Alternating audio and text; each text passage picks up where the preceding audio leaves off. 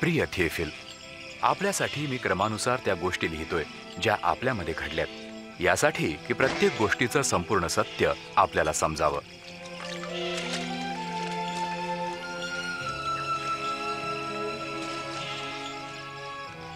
ज्या काळी कैसर ऑगस्ट हा रोमचा सम्राट आणि महान हेरोद यहुदियाचा राजा होता, देवानं गॅब्रिएल देवदूताला नासरेत नगराच्या एका कुमारीकडे पाठवलं, जिचं नाव मरिया होतं.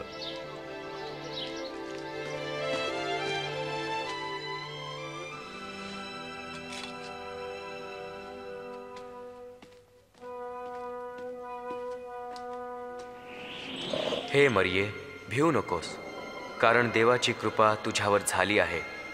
तू गरोदर राहशील आणि तुला पुत्र होईल. त्याचे नाव तू येशू ठेव. हे कसं शक्य आहे, कारण मी कुमारी?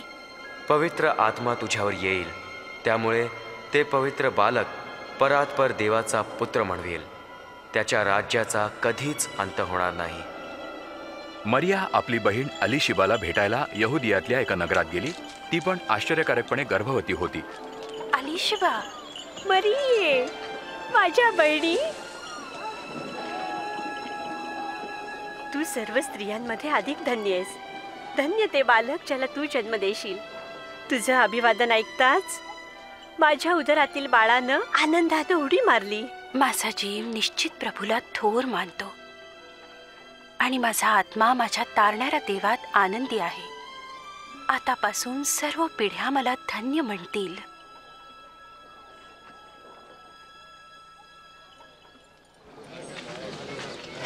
नासरेतचे सर्व लोक हो, ऐका.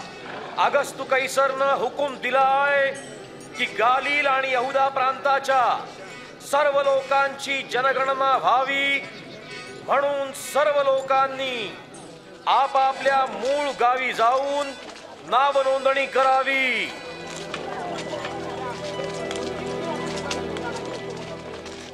आणि मरिया ही यहुदियातल्या बेथलेहेम गावी आपला वांगनिश्चय झालेल्या योसेफाबरोबर नोंदणी करण्यासाठी गेली. पण त्यांना राहायला कुठंच जागा मिळाली नाही. जे एकमात्र ठिकाण त्यांना मिळालं ते होतं एक गोठा.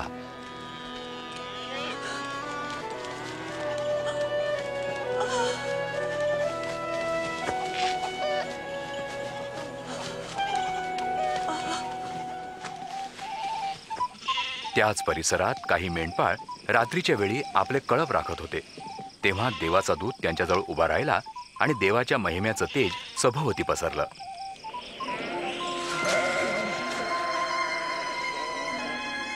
आज तुमच्यासाठी दाविदाच्या गावात तारणारा जन्मला आहे. तोच ख्रिस्त प्रभू आहे.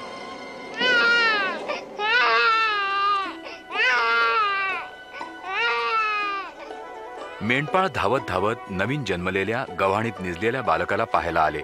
तेच हे प्रथम लोक होते ज्यांनी कुमारी मातेद्वारा जन्मलेल्या तारकाचा शुभ संदेश जाहीर केला.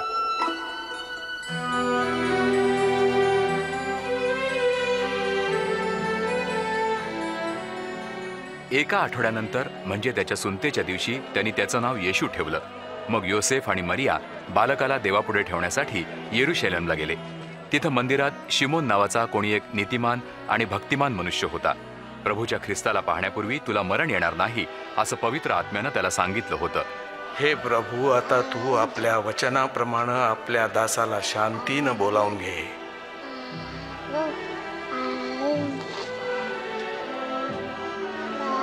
मी माझ्या डोळ्यांनी तुझे तारण पाहिले आहे.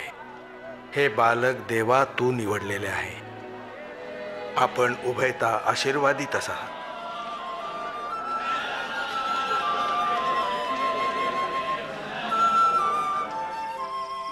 मोशेच्या नियमशास्त्रानुसार सर्व काही विधी पूर्ण केल्यावर ते येरुशलेमहून आपल्या गावी नासरेतला परत आले. येशू 12 वर्षांचा झाल्यावर योसेफ आणि मरिया येशूला आपल्याबरोबर वलांडण सणासाठी येरुशलेमला घेऊन गेले. परतीच्या प्रवासात असताना येशू मागेच राहिला हे त्यांच्या लक्षात आलं नाही.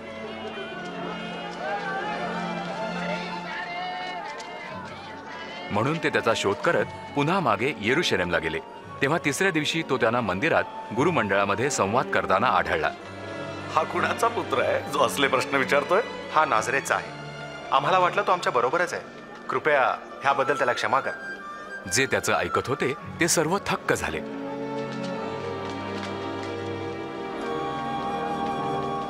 बाळ, तू आमच्याशी असा का वागलास? तुझे वडील आणि मी चिंतातूर होऊन तुला किती शोधत होतो. तुम्ही मला का शोधत होता? तुम्हाला माहित नाही का मी माझ्या पित्याच्या कामात असावा?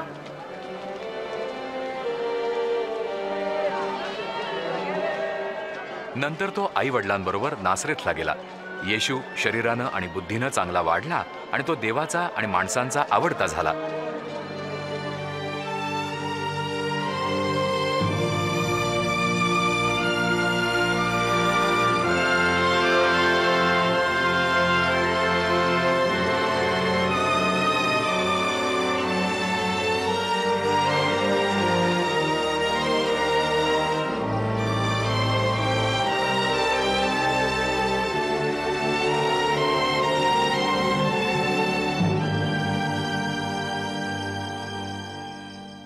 सम्राट तिबियाच्या 15 वर्षांच्या राजवटीत जेव्हा पंत पिलात हा यहुदा प्रांताचा राज्यपाल आणि हेरोद गालिल प्रांताचा राजा आणि हन्ना आणि कैफा हे प्रमुख याजक होते, देवाचा संदेश रानात योहानाला प्राप्त झाला आणि तो यार्देनच्या सर्व प्रांतात जाऊन पापक्षालनासाठी पश्चात्तापाच्या बाप्तिस्म्याचा प्रचार करू लागला. आपल्या पापांबद्दल पश्चात्ताप करा आणि बाप्तिस्मा घ्या, तरच तुम्हाला देव पाप क्षमा करील. ज्या यशया संदेष्टाच्या पुस्तकात लिहिलं आहे, रानात कोणीतरी ओरडत आहे की देवासाठी मार्ग तयार करा, त्याच्या प्रवासासाठी मार्ग सरळ करा. प्रत्येक खोरं पूर्णपणे भरलं जावो, प्रत्येक डोंगर आणि टेकडी सपाट केली जावो. वाकडे तिकडे असलेले मार्ग सरळ करा आणि ओबड धोबड मार्ग नीट करा आणि संपूर्ण मनुष्य जाती देवाचं तारण पाहिल. आम्ही काय करावं? आम्ही काय करावं अरे सांगा. सापाच्या पिल्लांनो, आम्ही काय करावं अशी आपली इच्छा आहे. कोणत्या मार्गाने आम्ही जावं आम्हाला सांग. ज्या कुणाकडे 2 सदरे आहेत त्यातून एक त्या माणसाला द्या ज्याच्याकडे नाही, आणि ज्यांच्याकडे अन्न आहे त्यांनी वाटून खावं. गुरुजी, आम्ही जकातदार आहोत. आम्ही काय करावं? कायद्यापेक्षा अधिक घेऊ नका. आणि आमच्याबद्दल काय? आम्ही काय करावं? कोणाकडूनही जबरदस्तीने पैसे घेऊ नका. कोणावरही खोटे आरोप लावू नका. आपल्या कमाईतच संतुष्ट असा.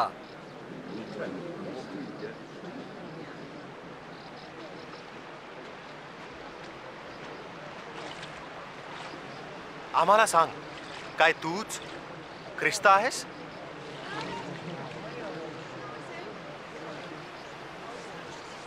मी पाण्याने तुमचा बाप्तिस्मा करतो, पण कोणीतरी येतो आहे जो माझ्याहून अतिश्रेष्ठ आहे. त्याच्या पायताणांचे बंद सोडवायला देखील मी योग्य नाही. तो तुमचा बाप्तिस्मा अग्नीनं आणि पवित्र आत्म्यानं करील. त्याच्या हातात त्याचं सूप आहे, ज्यानं तो धान्यापासून कोंडा वेगळा करून आपल्या कोठारात साठवील.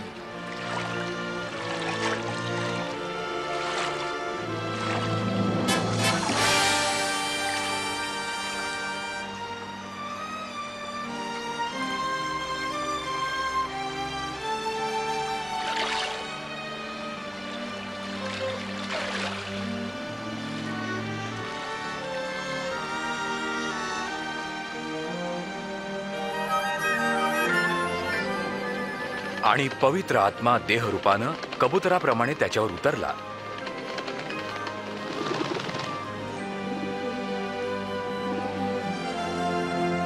त्याच वेळी आकाशातून वाणी झाली, तू माझा परमप्रिय पुत्र आहेस, तुझ्यावर मी संतुष्ट आहे.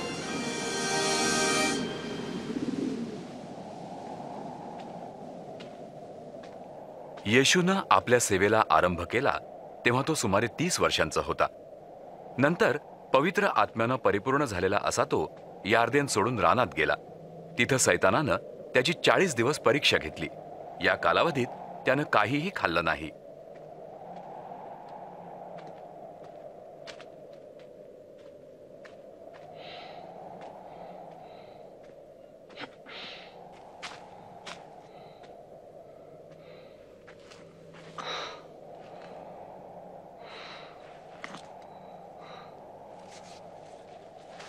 आणि सैतान त्याला म्हणाला, जर तू देवाचा पुत्र आहेस तर आज्ञा कर की हा धोंडा भाकर हो.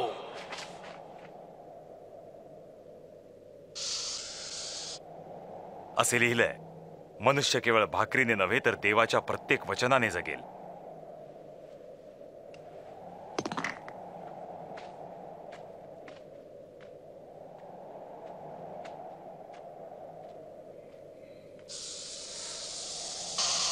मग सैतानानं त्याला एका उंच ठिकाणी नेऊन जगातली सर्व राज्य एका क्षणात दाखवली. मी तुला ही सर्व वैभवशाली राज्य आणि अधिकार देईन. ती मला देण्यात आली आहेत आणि माझ्या मर्जीला येईल त्याला मी ते देऊ शकतो. जर तू माझी आराधना करशील तर हे सर्व तुझं होईल. लिहिलं आहे, प्रभू तुझा देव त्याची आराधना कर आणि त्याचीच सेवा कर.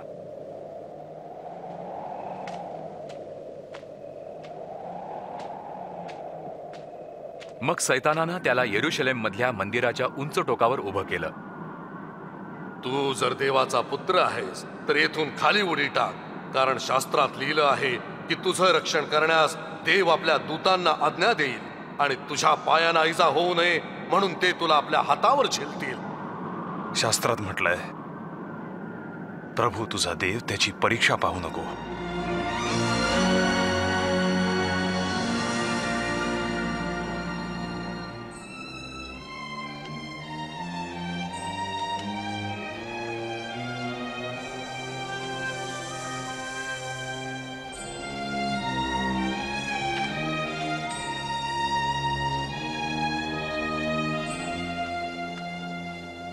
मग ज्या नासरेत गावी तो लहानाचा मोठा झाला तिथं तो आला.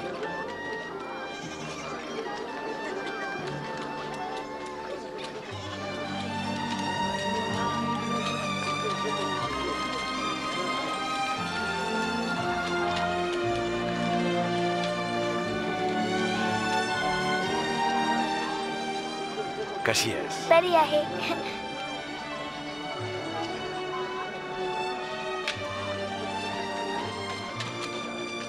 येशू परिपाठाप्रमाणे विश्रामदिनी मंदिरात गेला.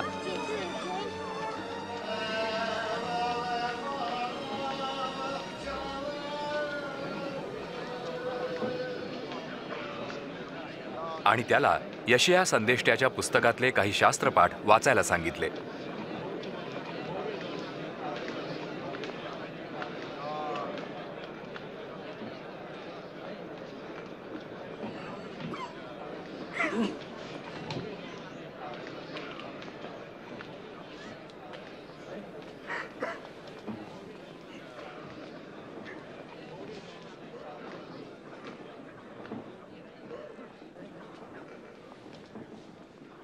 देवाचा आत्मा माझ्यावर आलाय.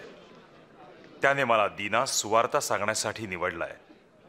त्याने मला बंदिवानांची सुटका करण्यास आणि आंधळ्यांना दृष्टी देण्यास पाठवलंय. त्रासलेल्या लोकांना मुक्त करण्यासाठी आणि घोषित करण्यासाठी की देव आपल्या लोकांना तारील अशी वेळ आली आहे. तो चांगलं बोलतो.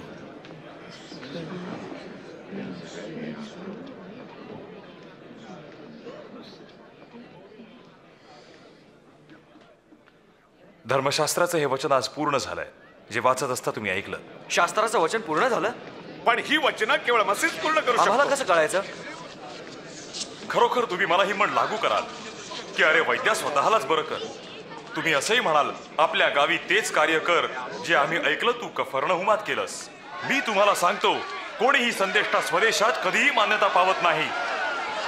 अशा प्रकारे येशूनं स्वतःला प्रगट केलं की देवानं पाठवलेला ख्रिस्त हा लोकांच्या उद्धारासाठी आला होता.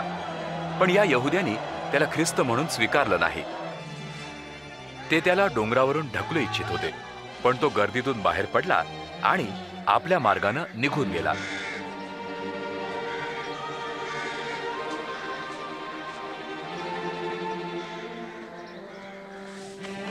त्यानंतर गालिलातलं एक शहर कफरनहूमात आला.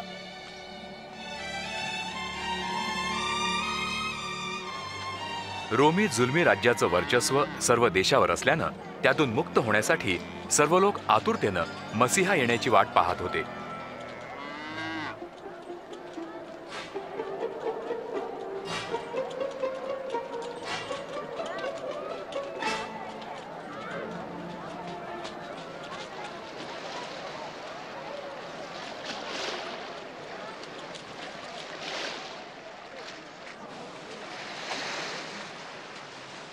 तुम्हाला शांती असो. तुम्हालाही गुरुजी.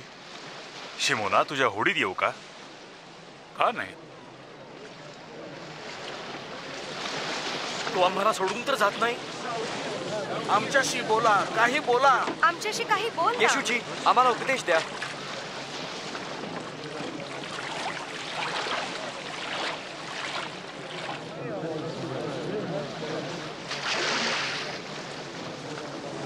एके दिवशी 2 माणसं प्रार्थना करायला मंदिरात गेली. एक धर्मपुढारी आणि दुसरा जकातदार होता. धर्मपुढाऱ्यानं वेगळं उभं राहून अशी प्रार्थना केली, हे देवा, मी तुझे आभार मानतो की इतरांसारखा मी लालची, व्यभिचारी, बेईमानही नाही, आणि आभार मानतो की ह्या जकातदारासारखाही नाही. आठवड्यातनं 2दा उपास करतो, माझ्या प्रत्येक कमाईचा दशांश तुला देतो.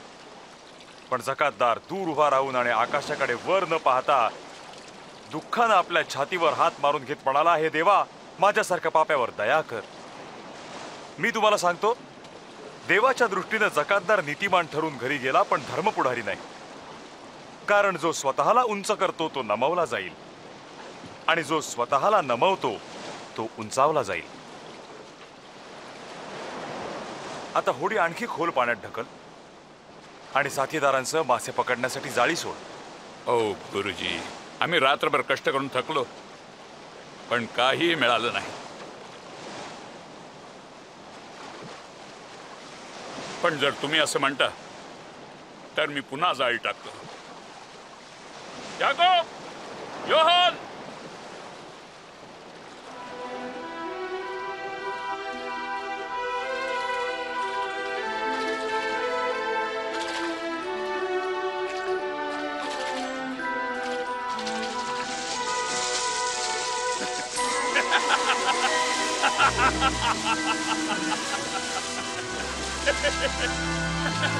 याकोब, योहान, तुमच्या होड्या इकडे येणारे आम्हाला सहाय्य करा. लवकर या. आम्ही नाही येऊ शकत, आम्हाला पुष्कळ काम आहे.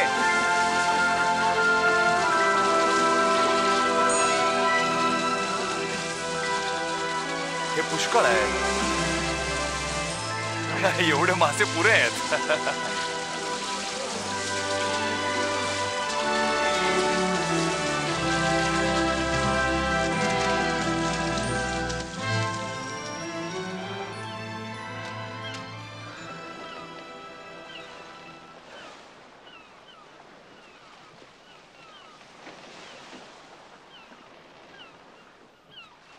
माझ्यापासून दूर व्हा प्रभू, कारण मी तर पापी आहे.